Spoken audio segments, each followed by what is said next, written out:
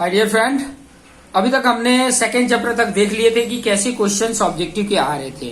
अब third chapter आ गया। ठीक है, थर्ड चैप्टर किस सब्जेक्ट के? पॉट एंड सीपीएम के। और थर्ड चैप्टर क्या है? पॉट ही है। ठीक है, प्रोग्राम इवोल्यूशन रिव्यू टेक्निक। ये नाम भी याद कर लेना, कभी बार फुल फॉर्म भी पूछ लेता है। Programme evaluation review technique. ठीक है, पॉट मे भी इसमें क्वेश्चन तो ऐसे नहीं पूछेगा फुल फॉर्म, लेकिन फिर भी जानते रहिए।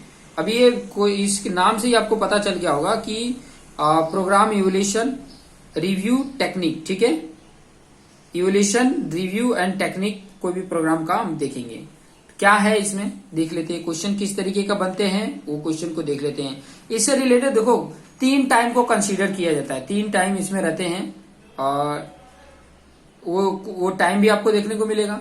फिर इससे रिलेटेड आपको कई सारे फॉर्मूले भी देखने को मिलेंगे कि एक्सपेक्टेड टाइम कैसे निकालते हैं, नेटवर्क कैसे बना के, और इसका प्रोजेक्ट जो भी ये प्रोग्राम है इसका किस तरीके से इवोल्यूशन या किस तरीके से रिव्यू या करने का टेक्निक क्या है, वो सारा कुछ हम देखेंगे।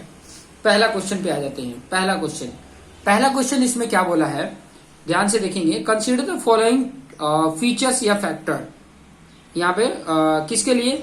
Pot is preferred for planning because of, किसको प्रिफर करता है, तो वो चीजें हम 1 बाय 1 देख लेते हैं कि ताकि हमें आइडिया रहे कि क्या ये बताना चाह रहा है। ठीक है, तो यहां पर जो बताना चाह रहा है, project are of the non repetitive type. ये नॉन रिपीटेटिव टाइप में होता है। ठीक है, सही बात है। Time require need not be known. Time जो रिक्वायर होता है वो जानने की जरूरत नहीं होती है। सही बात है। Time required is known precisely, नहीं ये नहीं है। Event have been establish for planning, सही है, क्योंकि ये जो पार्ट होता है ना वो इवेंट ओरिएंटेड होता है। क्या होता है? इवेंट ओरिएंटेड होता है, ये भी याद रखेंगे। Emphasis is given to activity of project, नहीं ये भी नहीं है। तो 1 2 4 कौन इंडिकेट कर रहा है? ए इंडिकेट कर रहा है, तो A is the right answer. Okay, next question पे आ जाते हैं। गिवन दिया हुआ है, कुछ चीजें गिवन दी हुई है, जैसे टी दिया हुआ है जो duration of various project, TM दिया हुआ है mean time of the different duration, and N दिया है number of observation. Standard deviation की बात कर रहा है, तो स्टैंडर्ड डेविएशन क्या होता है? तो स्टैंडर्ड डेविएशन को अगर मैं बता दूं तो स्टैंडर्ड डेविएशन रूट में होता है वेरिएंस का। ठीक है, ये सिग्मा से इंडिकेट करते हैं स्टैंडर्ड डेविएशन को, और ये होता है अंडर रूट ये वाला डी वाला ऑप्शन। ठीक है, डी वाला ऑप्शन आप इंडिकेट कर सकते हैं, summation T minus T M का स्क्वायर अपन एन। ठीक है, दिस फॉर्मूला होता है। तो ये फॉर्मूला आपने याद कर लेना है स्टैंडर्ड डेविएशन के लिए। नंबर ऑफ ऑब्जर्वेशन है, ये mean time of the different duration है, और ड्यूरेशन ऑफ वेरियस जॉब के लिए है। ठीक है, ये वेरिएंस के ऊपर डिपेंड होता है, वेरिएंस निकालते हैं उसके बाद ये निकालते हैं, तो ये भी ध्यान में रखेंगे।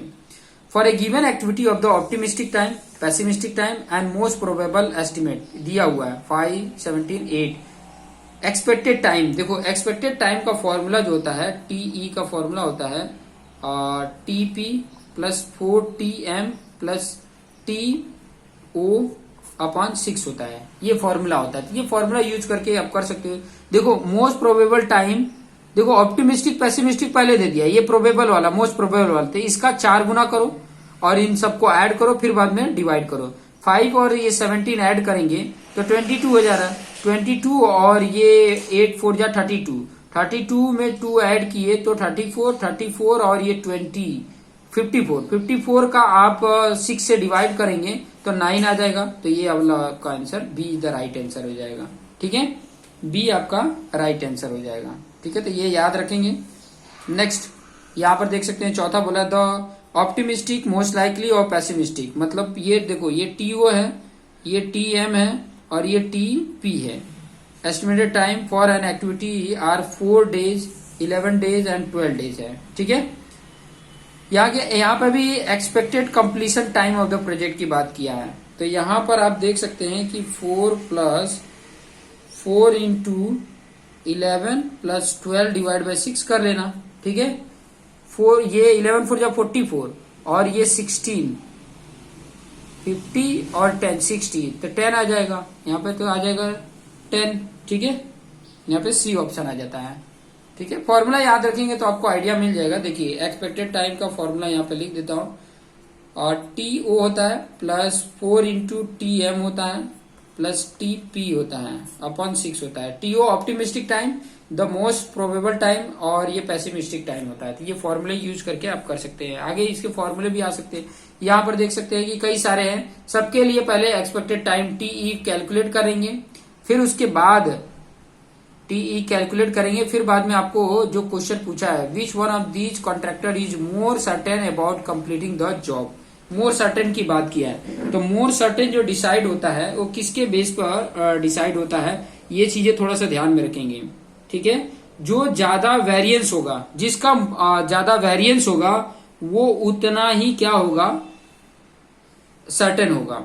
जितना ज्यादा वेरिएंस जिसका ज्यादा होता है, थोड़ा सा याद रखिए। देखिए एक्सपेक्टेड टाइम से रिलेटेड नहीं है, यहाँ पर जो पूछा है उसके रिलेटेड मैं बात कर रहा था कि कौन से ज्यादा सर्टेन है। ठीक है, कंप्लीटिंग जॉब टाइम, तो सर्टेन वेरिएंस के ऊपर डिपेंड होता है, और वेरिएंस जिसका ज्यादा होता है वही उसका सबसे ज्यादा सर्टेन भी होता है। और वेरिएंस निकालने के लिए जो फॉर्मूला है, वेरिएंस के लिए फॉर्मूला यहाँ पर लिख देता हूं। वेरिएंस के लिए जो फॉर्मूला है वो क्या है, टीपी माइनस टीओ अपॉन 6 का होल स्क्वायर, ये होता है। ठीक है, तो सबका ये निकाल लीजिए।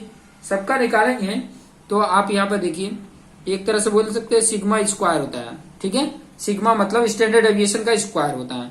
तो इसका जो वैल्यू आएगा 1.78 आ रहा है, इसकी जो वैल्यू आ रही है 1 आ रही है, इसका 2.25 आ रहा है, इसका 1.25 आ रहा है। तो यहाँ पर देख सकते हैं पी क्यू आर एस में सबसे ज्यादा किसकी वैल्यू है, आर की वैल्यू है। तो यहाँ पर आर क्या हो जाएगा आपका, राइट आंसर क्या बोला है, about completing the job in time की बात किया है।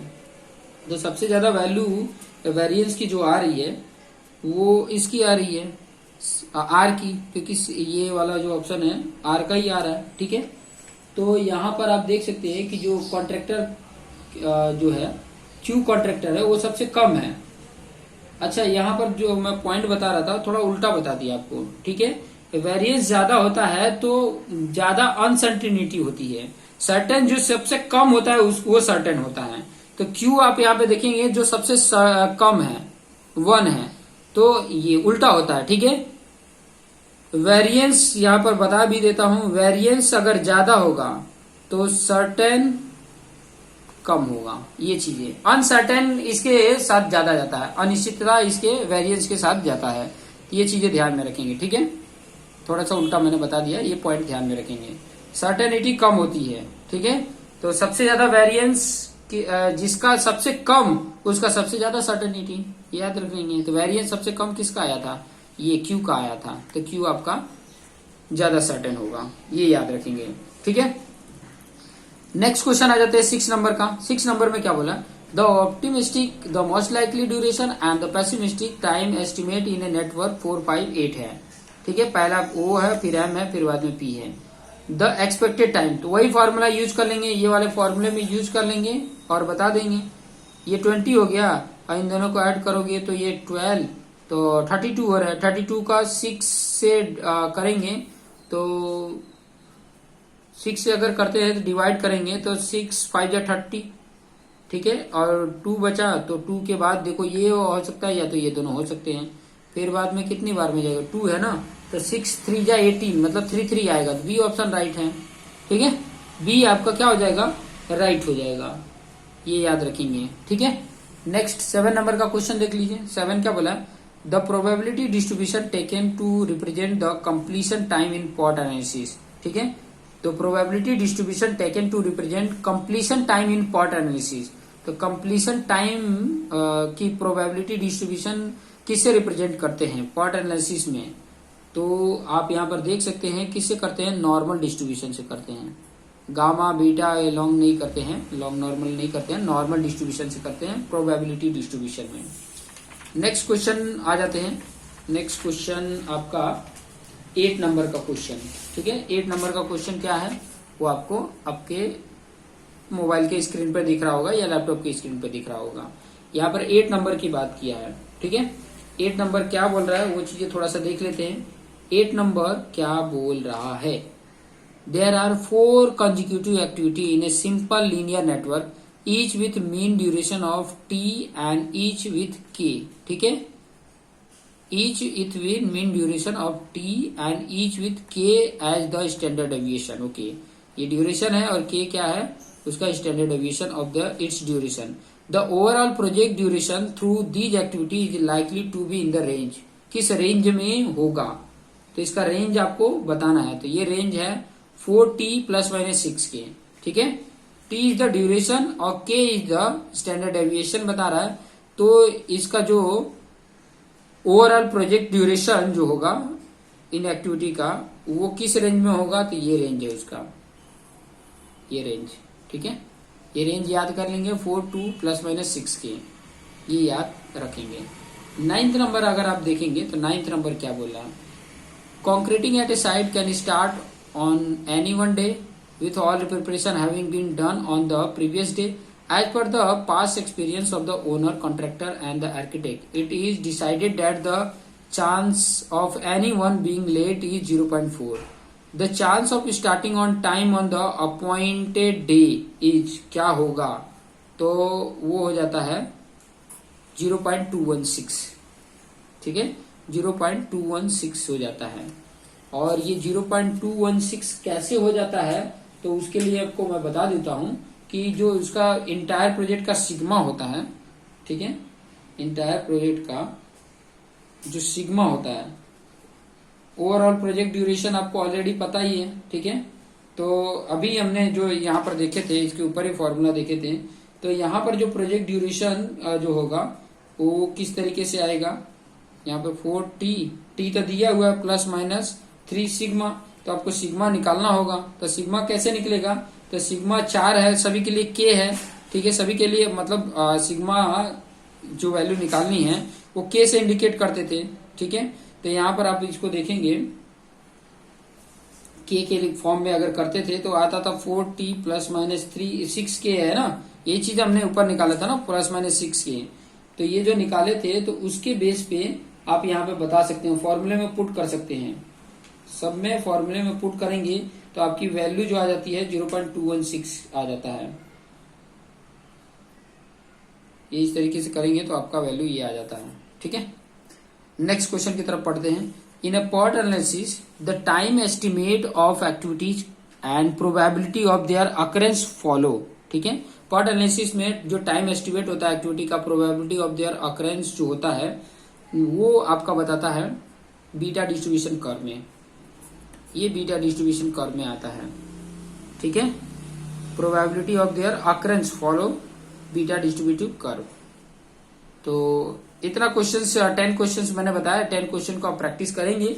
नेक्स्ट वीडियो में आपको अदर क्वेश्चंस 2002 के बाद के जो क्वेश्चन पूछे गए हैं वो नेक्स्ट वीडियो में हम देखेंगे, कि ताकि किस तरीके के क्वेश्चंस पूछे जा रहे हैं, कि आइडिया मिल सके कि ऐसे ऐसे क्वेश्चंस आने की प्रोबेबिलिटी है, ठीक है। चलिए, तो अभी इसके लिए यहीं पर एंड करते हैं। नेक्स्ट वीडियो आपको बहुत ही जल्दी आपको नोटिफिकेशन मिल जाएगा। चैनल को सब्सक्राइब करके रखिए और बेल आइकन क्लिक करके रखिए, तो आपको जैसे ही वीडियो अपलोड होगा आपको इसका नोटिफिकेशन मिल जाएगा। Thank you.